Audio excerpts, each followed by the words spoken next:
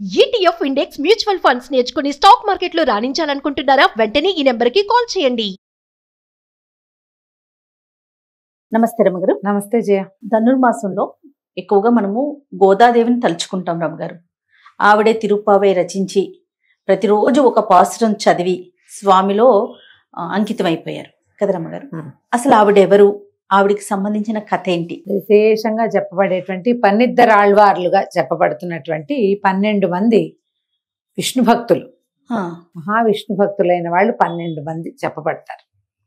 వాళ్ళలో ఒకరు గోదాదేవి, ఒకే ఒక్క స్త్రీ భక్తురాలు. మిగతా వారంతా అందరూ పురుషులే. అందరూ పురుషులే. 11 మంది వాళ్ళు, 12వది అమ్మ. అయితే ఈమె ఈ 10 మంది ఆళ్వార్లలో ఒకరైనటువంటి పెరియాళ్వారికి దొరికింది. ఈమె అయోనిజగా జన్మించింది అని చెప్తారు. ఆమె ఎవరి సంతానమో తెలీదు. ఈ పెరియాళ్వారిని విష్ణు చిత్తులు అనేవారు. భగవంతుణ్ణి, విష్ణువునే మనస్సులో ఉంచుకునేవారు. వారు వివాహితులుగా చెప్పరు, వివాహితులు కాదు. తన జీవితాన్ని విష్ణువుకే అంకితం చేసి ఉన్నారు. శ్రీవిల్లిపుత్తూరు అనే గ్రామంలో వటపత్ర సాయికి దేవాలయం ఉన్నదట. ఈయన అక్కడ తులసివనాన్ని పెంచుకుని రోజు తులసి మాలల్ని స్వామివారికి కైంకర్యం చేసేవారు. అప్పుడప్పుడు శ్రీరంగానికి శ్రీవిల్లిపుత్తూరుకి చాలా దూరం, ఎక్కువ దూరమే. అప్పుడప్పుడు స్వామివారికి కూడా విశేషమైన సేవా కాలానికి ఇక్కడి నుంచి దండలు వెళ్ళేవి. ఈయన మాలలు కట్టడంలో అద్వితీయమైన ప్రతిభ ఉన్నవారు ఈ విష్ణు చిత్తులు. ఇక నిరంతర విష్ణునామ స్మరణే చేసుకునేవారు. ఆయనకి ఒకనాడు తను పెంచుతున్నటువంటి తులసి కాననంలో, అంటే తులసి వనం చాలా పెద్దదట, అందులో తులసి చెట్టు మొదట్లో సంటి బిడ్డ దొరికింది. ఆడపిల్ల, స్త్రీ శిశువు, లక్ష్మీదేవి స్వరూపంగా ఉన్నటువంటి పాప ఇది. ఆయన పెంచుకున్నారు. అసలు అమ్మవారి గోదాదేవి హారతులు చెప్పేటప్పుడే చెప్తారు, కర్కటే పూర్వ ఫల్గుణ్యాం తులసీ కాననోద్భవాము, ఇట్లా చెప్తారు. కర్కటక మాసం అంటే ఇంచుమించుగా సూర్యుడు కర్కాటక రాశిలో ఉన్నప్పుడు జూలై ఆగస్టు మధ్యలో ఆ కర్కాట మాసం. మనం చెప్పుకోం కదా, మనకి మాసాలకి పేర్లుండవు. మన మాసాలు చైత్రం, వైశాఖం. చంద్రుడు ఏ నక్షత్రంతో కలిసి ఉన్నాడో అది మన మాసంగా ఉంటుంది. అవునండి. ఈ చోళ సాంప్రదాయం, మనకి తమిళ సాంప్రదాయం, ద్రవిడులు ఆ పక్క వాళ్ళంతా కూడా, తమిళనాడు అంతా కూడా సూర్యుడు ఏ రాశిలో ప్రవేశిస్తాడో అది ఆ మాసంగా, అంటే వాళ్ళది సంక్రమణ మాసమే లెక్క. అవునండి. ఆ మాసాల లెక్క ప్రకారం కర్కాటక మాసంలో, కర్కట మాసం అంటారు, అందులో పూర్వ ఫల్గుణి నక్షత్రంలో, పుబ్బా నక్షత్రం, ఆ నక్షత్రంలో ఈవిడ జన్మించారు. పూర్వ ఫల్గుణి, ఉత్తర ఫల్గుణి అంటాం కదా. ఈ పూర్వ ఫల్గుణిలో ఆమె దొరికింది స్త్రీ శిశువు. పరమాద్భుత సౌందర్యవతిగా ఉండి లక్ష్మీ కళ ముఖంలోంచి ఉట్టిపడుతూ ఉన్నటువంటి ఆమెని పెంచుకున్నారు. కోదయి అని పిలిచేవారు. పువ్వుల దండ కోదయి అంటే, గోదా. ఈ అమ్మాయి గారు కాబట్టి ఆండాళ్ళ అనేవాళ్ళు. ఆండాళ్ళుగా, కోదయిగా ఎంతో ముద్దుగా చక్కగా వాళ్ళ దగ్గర పెరిగింది. అందరూ శ్రీ వైష్ణవులు.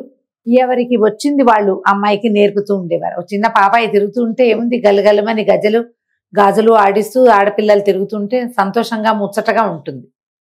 వీళ్ళు స్వామివారి సేవాకాలం అంతా వాళ్ళు పైకి చెప్పుకునేటువంటి నాలాయిరాలని బోలెడన్ని రకాల దివ్య ప్రబంధాలు అవి వాళ్ళంతా చదువుతూ ఉంటే, తర్వాత కృష్ణాష్టకము అవి చదవబడుతుంటే అవన్నీ వింటూ పెరిగింది ఆమె.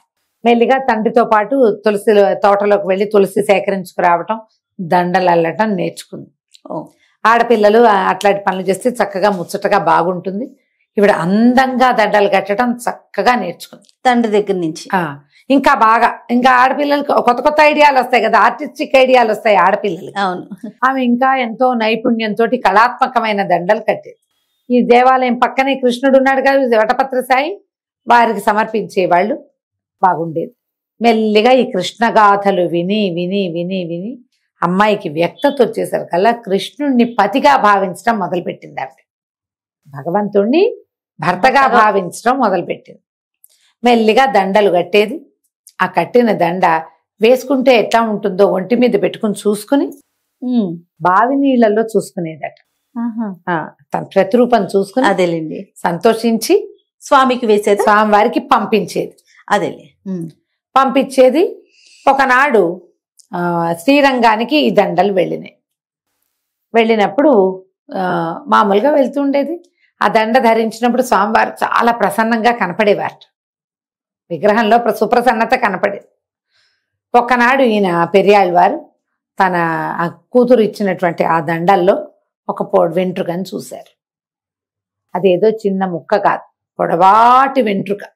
ఈ నిడుపాటి శిరోజాలున్న కూతురు కట్టిన దండలో ఆమె వెంట్రుక వచ్చేసరికల్లా అపచారం జరిగిందని చాలా బాధపడి ఆయన ఆ దండలు మానేశారు. స్వామివారు చాలా చిన్నపుచ్చుకున్నారట ఆ రోజు, దండ వేయలేదని. 2 సార్లు 3 సార్లు అయ్యేసరికల్లా ఆయనకి తెలిసింది ఇదేదో పొరపాటున జరగటం కాదు, ఇక్కడ ఏదో తేడా జరుగుతుందని. కూతురు ఆ వస్తువుని అలంకరించుకుని స్వామివారికి వేయవలసిన పువ్వుల దండని స్వయంగా అలంకరించుకుని మురిసిపోయి సంతోషంతో మళ్ళీ ఇస్తోంది. ఆయన ఇంత అపరాధం జరిగిందని ఆయన ఎంతో బాధపడ్డారు.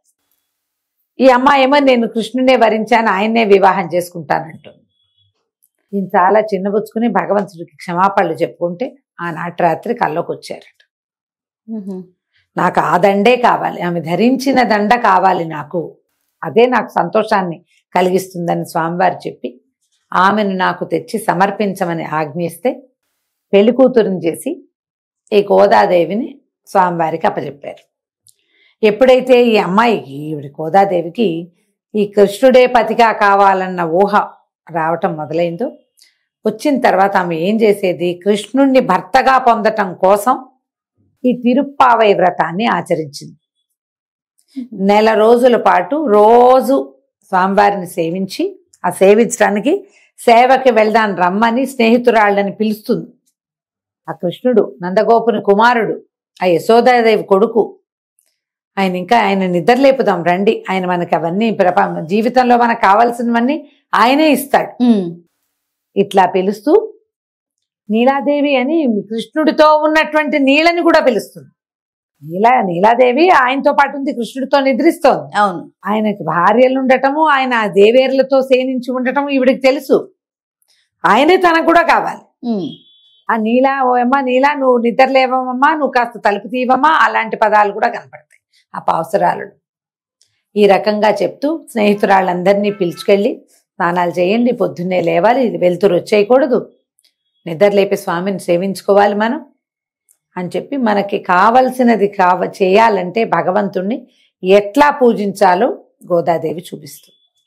ఈ 30 రోజులు గడిచాక సంక్రమణానికి ముందు రోజు ఈమెను పెళ్లి కూతురుగా అలంకరించి శ్రీరంగం తీసుకెళ్ళాడు స్వామివారి దగ్గరికి.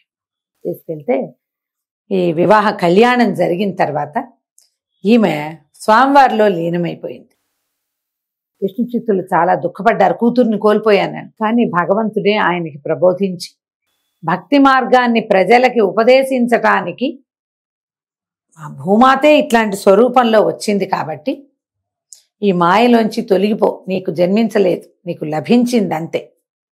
ఎందుకంటే ప్రజలకి తెలియజేయటానికి, భగవన్ మార్గాన్ని ప్రజలకి అందజేయటం కోసం పుట్టినటువంటి శిశువే ఈమె, అంతకంటే రెండోది కాదని ఆయనకి నచ్చజెప్పారు.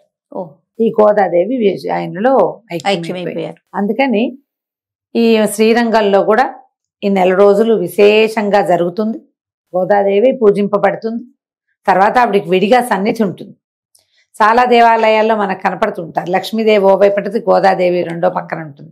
ఆండాళ్ళ సన్నిధి కనిపిస్తుంది. అవును అవును, తాయార్ల సన్నిధిలో ఆండాళ్ళ సన్నిధి కూడా ప్రత్యేకంగా కనపడుతుంది.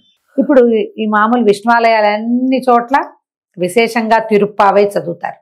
ఈ 1 రోజులు ఆమె చూపించినటువంటి మధుర భక్తి మార్గాన్ని అనుసరిస్తూ ప్రజలందరూ అదే మార్గాన్ని తీసుకుంటారు. అన్ని చోట్ల తిరుప్పావయ్యే పఠనం చేయబడుతుంది. ఆఖరికి తిరుమలలో కూడా సుప్రభాతానికి బదులు తిరుప్పావైనే చదివి స్వామివారిని మేల్కొల్పుతారు ఈ నెల. తర్వాత గోదాదేవిని పక్కన పెట్టే మళ్ళీ ఏడాదికి మళ్ళీ గోదాదేవి టర్నే వస్తుంది. ఇప్పుడు ఈ విశేషమైన కథను తెలుసుకుంటాం మనం.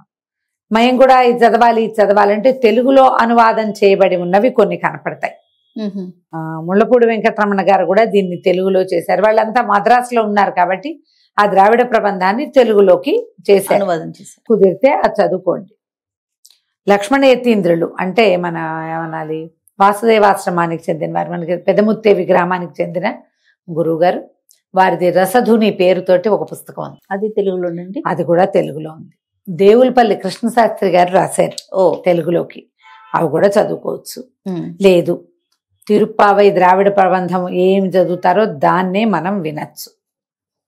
లేదు ఇవేం చెయ్యం మనం, విష్ణు సహస్రనామం చదువుకోవచ్చు చక్కగా, అవును. నెల రోజులు చదువుకోవచ్చు కదా, హాయిగా చదువుకోండి. భగవంతుణ్ణి ఎన్ని విధాల ఎన్ని రకాలుగా అయినా భావించవచ్చు, ప్రేమించవచ్చు. మనం వ్యక్తుల్ని వ్యక్తిగా స్వీకరించలేం, కానీ భగవంతుడు మాత్రం మనని మనగానే స్వీకరిస్తాడు. మనకెంతసేపు వాళ్ళు అలా ఎందుకు లేరు, ఇలా ఎందుకు లేరు, ఇలా ఉంటే బాగుండేది, అనిపిస్తుంది. అట్లా ఉంటే బాగుండేది, ఇలా చేయకుండా అలా ఎలాగో చేస్తే బాగుండేది, ఊహలు ఉంటాయి మనకి. భగవంతుడికి అదేం లేదు. ఎవరు భక్తి ఏదైతే అది స్వీకరిస్తాడు ఆయన. అట్లా స్వీకరించబడిన ప్రేమే గోదాదేవి. ఆమె చెప్పిన ఈ 30 పాసురాలు చక్కగా వినసొంపుగా ఉంటాయి. అర్థం చెప్పేవాళ్ళు దొరికితే అర్థము తాత్పర్యము లక్షణంగా తెలుసుకుందాం, ఎంతో బాగుంటుంది. అవకాశం ఉంటే చేసుకుందాం. మిమ్మల్ని చదవమంటల్లా, నేను వినమంటున్నాను అంతే. అది కథ. సంతోషం రమ్మ గారు. నమస్తే. నమస్తే జయ.